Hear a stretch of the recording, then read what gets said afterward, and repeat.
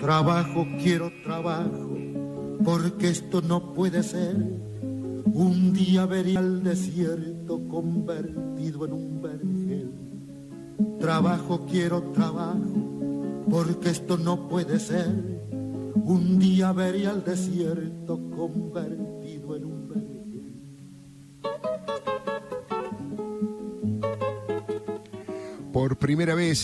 Por primera vez en 150 años, la misa de San Cayetano se hizo en forma virtual. El arzobispo Mario Poli, desde las pantallas, expresó su vergüenza y humillación por la extrema realidad social que estamos padeciendo. Las multitudes no pudieron concurrir para respetar el aislamiento social obligatorio, pero hubiera sido un océano de argentinos desocupados rezando ante la imagen del santo patrono del pan y del trabajo. Eso es en el campo celestial, pero hay que ser sincero, en lo terrenal, con la burocracia, con la burocrática ley del teletrabajo y con la reacción corporativa y mafiosa de los camioneros de Hugo Moyano contra Mercado Libre, se está expresando lo peor de la política laboral. Esa que se llena la boca diciendo que defienden a los trabajadores, pero son tantas las piedras que ponen en el camino que cada día se crea menos trabajo genuino en la Argentina. Hace 28 meses que vienen cayendo los empleos registrados. Por supuesto que hay que proteger a los trabajadores para que no sufran abuso de las patronales. Nadie fomenta situaciones de esclavismo, pero tampoco hay que irse para el otro lado con regulamentaciones que abusan y empujan a los empresarios a que no inviertan en este país o que directamente prefieran irse a otro lado.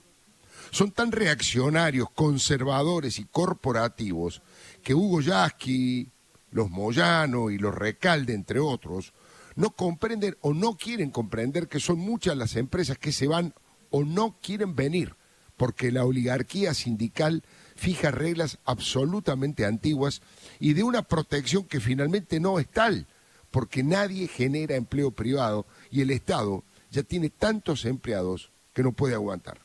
Es urgente revisar de verdad estos temas. Regla básica es proteger a ambos sectores de los abusos, sobre todo a los más débiles, que son los trabajadores. Segunda regla, conversar para ver cuáles son las mejores normas en cada sector para facilitar la creación de nuevas fuentes de trabajo.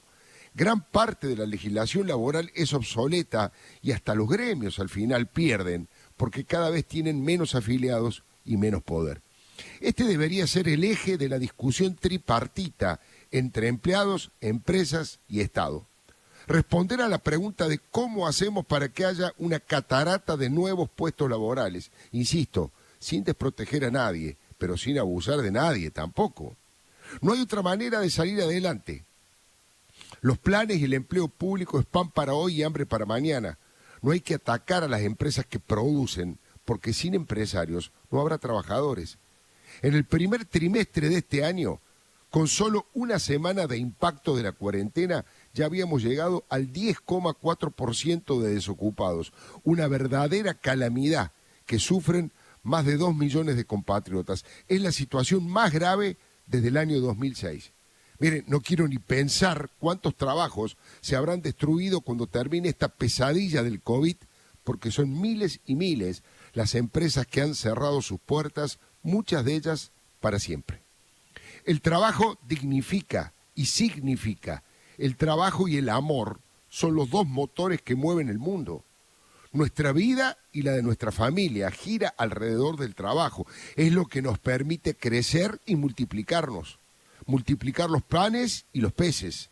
Desarrollar nuestras capacidades. Sacar lo mejor que tenemos adentro. Es el orgullo que llevamos en el pecho. El sacrificio personal. La superación constante. La cultura del esfuerzo que heredamos de nuestros viejos y nuestros abuelos. Es un mandato de la vida desde el fondo de los tiempos.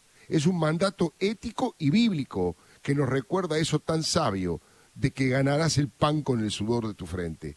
Hay pocas cosas más horrorosas que no tener trabajo. Con excepción de la muerte, es lo más doloroso. Porque es como morir en vida. Un desocupado es alguien que no tiene ocupación, que fue condenado a ser, pero a no ser. Los desocupados son los desaparecidos de estos tiempos.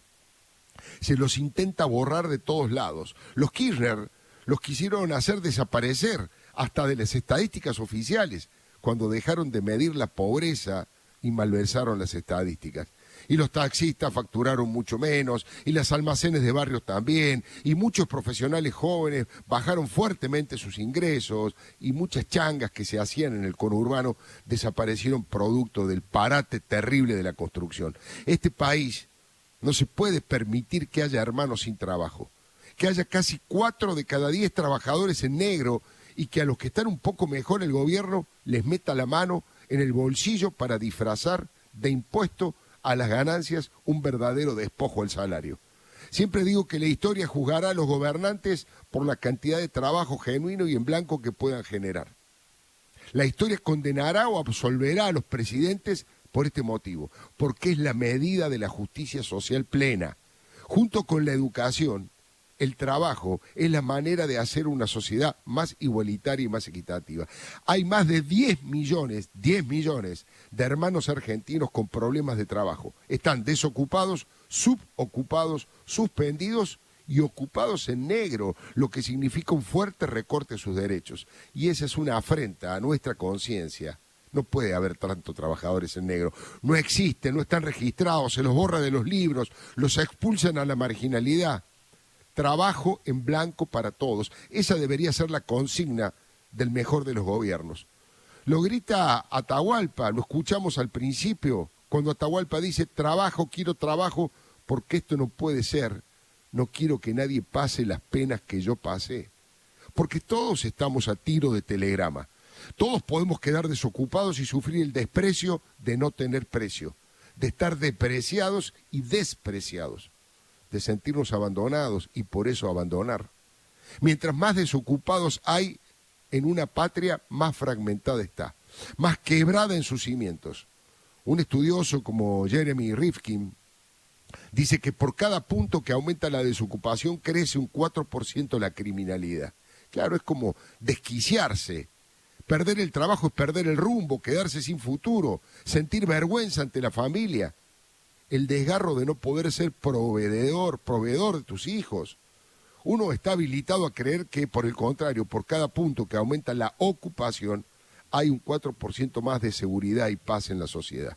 Es que nos hacemos mejores personas, más humanas, menos rapaces.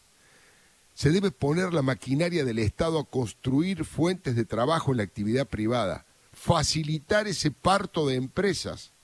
Se puede fundar una nueva sociedad o fundir un país. Con Cristina, las mentiras del INDEC no nos permitieron hacer un diagnóstico riguroso, pero alcanzaba con salir a caminar el conurbano y las espaldas de las grandes ciudades para certificar el desastre que dejaron.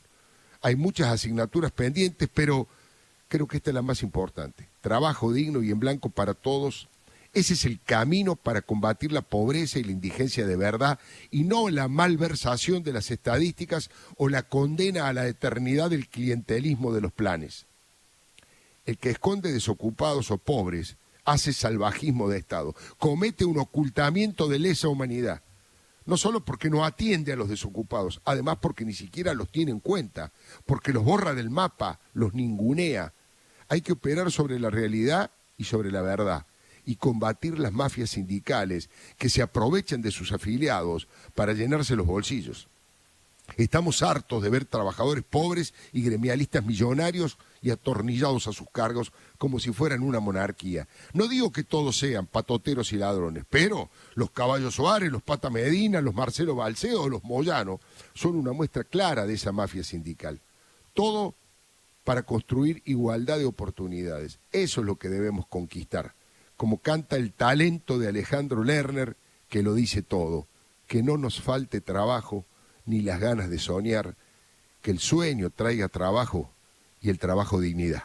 Que no nos falte trabajo ni las ganas de soñar, que el sueño traiga trabajo y el trabajo dignidad.